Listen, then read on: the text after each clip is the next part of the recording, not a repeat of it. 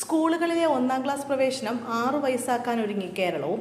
സംസ്ഥാനത്തെ സ്കൂൾ പ്രവേശനം ദേശീയ വിദ്യാഭ്യാസ സമ്പ്രദായവുമായി പൊരുത്തപ്പെടാൻ 2027-28 അധ്യയന വർഷം മുതൽ 6 വയസ്സ് നിർബന്ധമാക്കണമെന്നാവശ്യപ്പെട്ട് SCERT പൊതുവിദ്യാഭ്യാസ സെക്രട്ടറിക്ക് റിപ്പോർട്ട് നൽകി.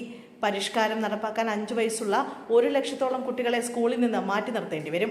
ഇവർക്ക് പ്രീ സ്കൂൾ സേവനം ലഭ്യമാക്കാനാണ് ശുപാർശ.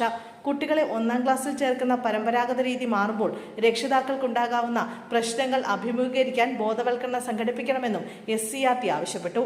6 മുതൽ 14 വയസ്സ് വരെയുള്ള കുട്ടികൾക്ക് സൗജന്യവും നിർബന്ധിതവുമായ വിദ്യാഭ്യാസത്തിനാണ് 2009 വിദ്യാഭ്യാസ അവകാശ നിയമത്തിലെ വ്യവസ്ഥ.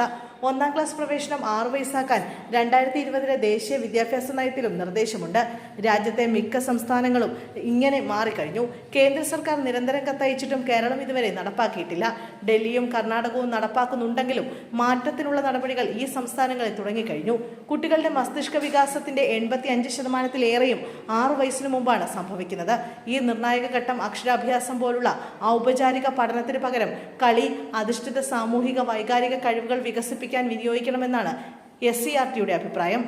കേരളത്തിലെ വിദ്യാഭ്യാസ സമ്പ്രദായത്തെ ആഗോള നിലവാരവുമായി സമന്വയിപ്പിക്കാൻ മാറ്റം സഹായിക്കുമെന്ന് അധികൃതർ പറഞ്ഞു. 6 വയസ്സ് നിർബന്ധമാക്കുമ്പോൾ 1 വർഷം 5 വയസ്സായ 1 ലക്ഷത്തോളം കുട്ടികളെ 1-ാം ക്ലാസ്സിൽ പ്രവേശിപ്പിക്കാതെ മാറ്റി നിർത്തണം. ഇവർക്ക് പഠന സൗകര്യമൊരുക്കാൻ പ്രീ പ്രൈമറിയിൽ ഒരു അധിക വർഷ ബാലവാടിക സജ്ജമാക്കണം. 5 വയസ്സുവരെയുള്ളവരുടെ സ്കൂൾ പ്രവേശനം 1 വർഷത്തേക്ക് മരവിപ്പിക്കുമ്പോൾ അധ്യാപക തസ്തികകളെ ബാധിക്കും. തൊഴിൽ ഭീഷണി നേരിടുന്നവരെ സർക്കാർ സംരക്ഷിക്കുകയോ താൽക്കാലിക പുനർവിന്യാസം നടത്തുകയോ ചെയ്യേണ്ടി വരും.